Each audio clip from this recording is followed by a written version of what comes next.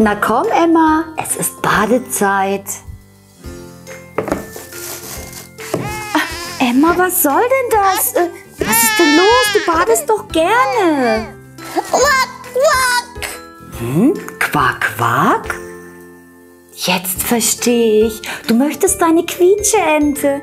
Die konnte ich aber leider nicht finden. Ich hab's.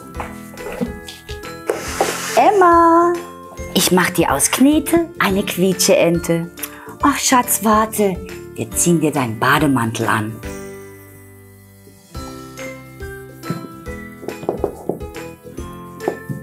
Mal überlegen, wie sieht eine Ente aus? Wir brauchen gelbe Knete.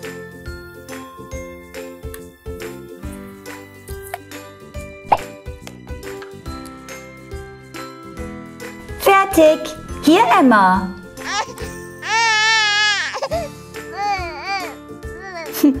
Wein doch nicht, Emma. Ich habe nur Spaß gemacht. Ich mache dir eine richtig schöne Quietscheente. Das ist der Körper der Ente.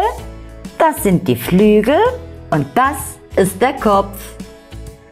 Ich forme das Schwänzchen der Ente. Und dann kommen die Flügel dran.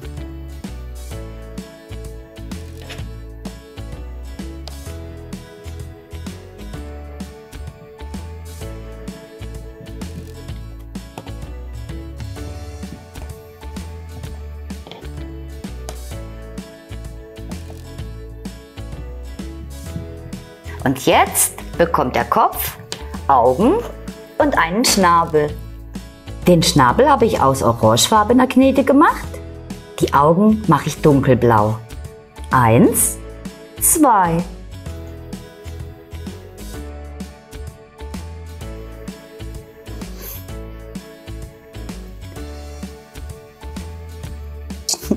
Emma, gefällt dir das Entchen?